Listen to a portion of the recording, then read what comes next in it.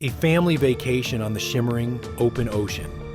It's supposed to be a time for joy, for connection, for making memories that last a lifetime. But for one family, their dream trip aboard the magnificent Carnival Horizon cruise ship spiraled into an unimaginable nightmare. An 18-year-old girl, vibrant and full of life, is found dead in her cabin. The initial shock gives way to a creeping horror that spreads far beyond the ship, shaking an entire community to its core. As investigators peel back the layers of this tragedy, a dark family secret, unearthed from leaked court documents, points toward a suspect so close, so trusted, that the very idea seems impossible. What really happened in that stateroom, surrounded by thousands of people, in the middle of the sea? And what dark family secret was hiding in plain sight on this luxury vacation? By all accounts, 18-year-old Anna Kepner was a beacon of light in her community of Titusville, Florida. A senior and cheerleader at Temple Christian School, her energy and smile just naturally drew people in. Her family described her as a people person, someone who loved being surrounded by friends and family. Her online obituary painted a picture of a thoughtful and nurturing young woman with a big, beautiful heart. Anna was at a turning point. On the cusp of graduating high school, she had her sights set on the future with plans to join the military. As the oldest sibling, she was a role model who volunteered her time helping younger gymnasts and at her local church. She was described as having an adventurous spirit and endless energy, a young woman with her entire life stretched out before her. In early November of 2025, that adventurous spirit led her to a family vacation in the Caribbean. The ship was the Carnival Horizon, a floating city that can host nearly 4,000 guests, a vessel of fun and sun. Anna was traveling with her father, Christopher Kepner, her stepmother, Chantel Hudson, and her step-siblings.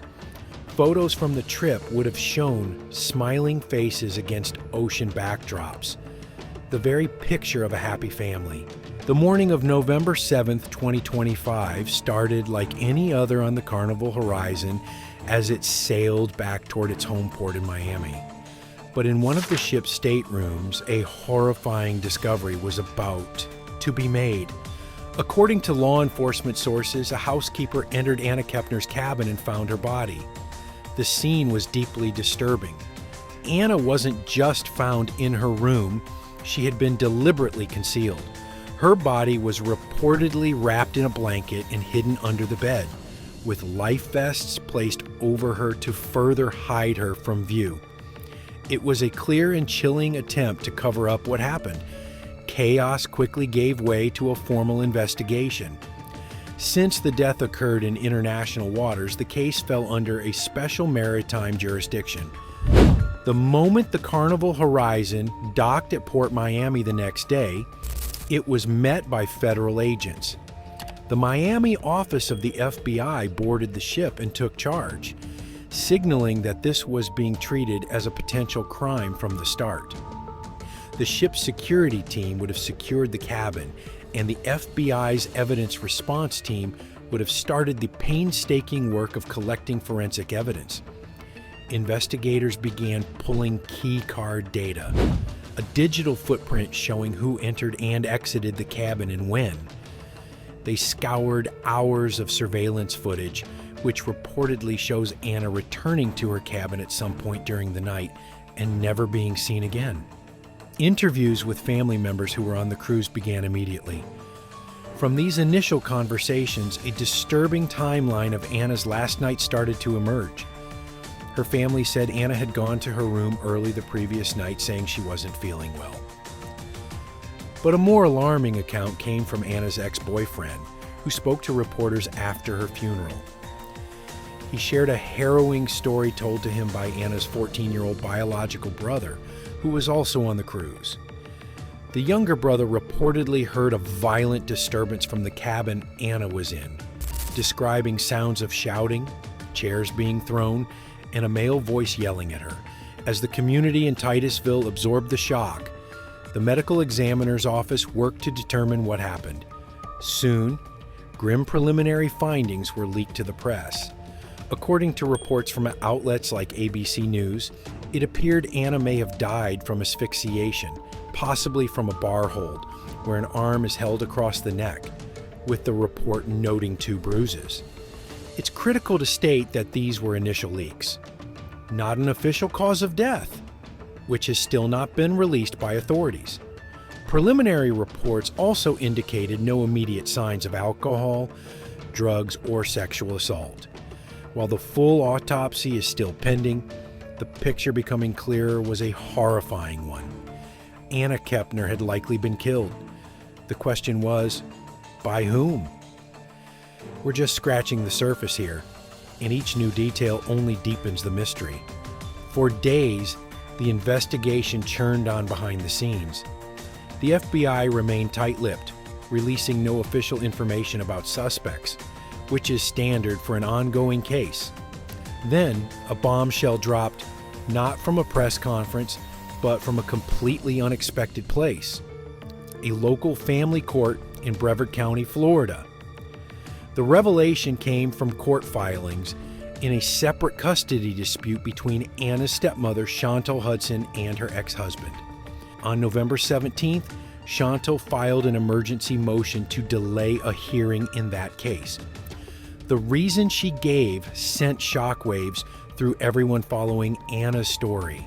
In the filing, her attorney stated she'd been advised through discussions with FBI investigators that a criminal case might be brought against one of her minor children.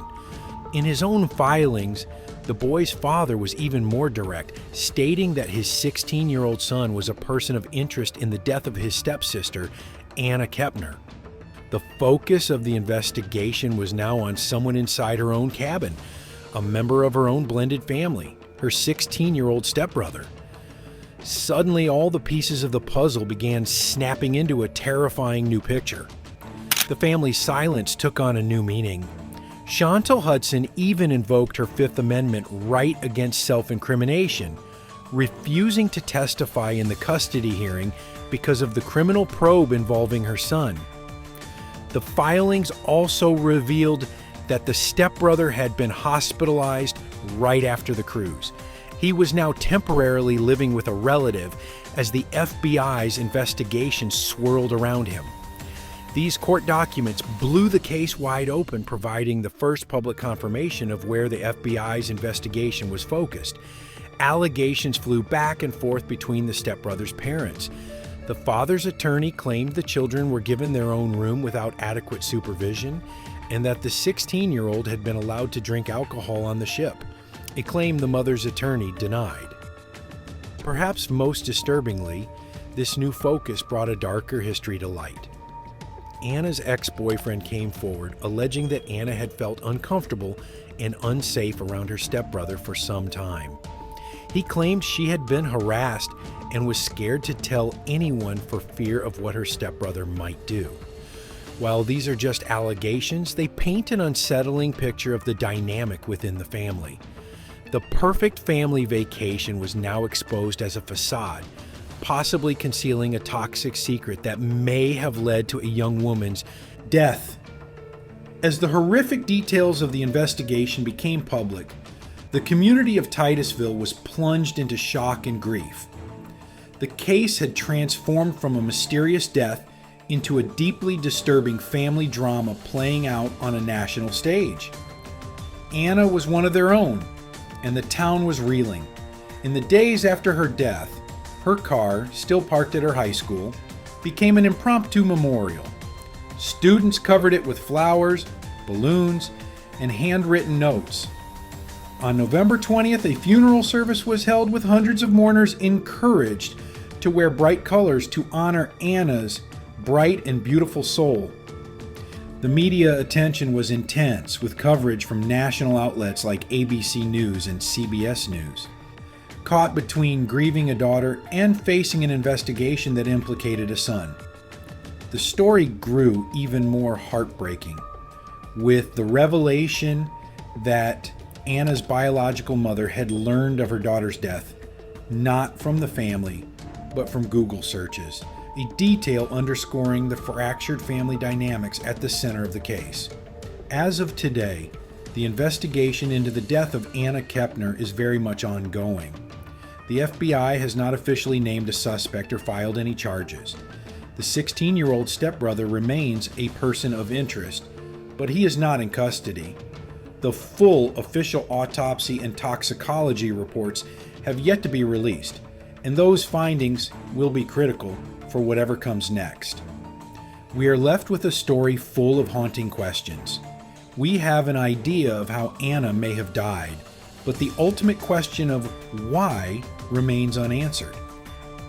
What really happened behind the locked door of that cruise ship cabin? Was this a sudden, explosive argument that turned fatal, as the sounds her brother reportedly heard might suggest? The family, now fractured by grief and suspicion, holds the key to those answers. A family vacation turned into a tragic setting, leaving a community to mourn and wait for justice. What do you think happened on the Carnival horizon? Let us know your thoughts respectfully in the comments.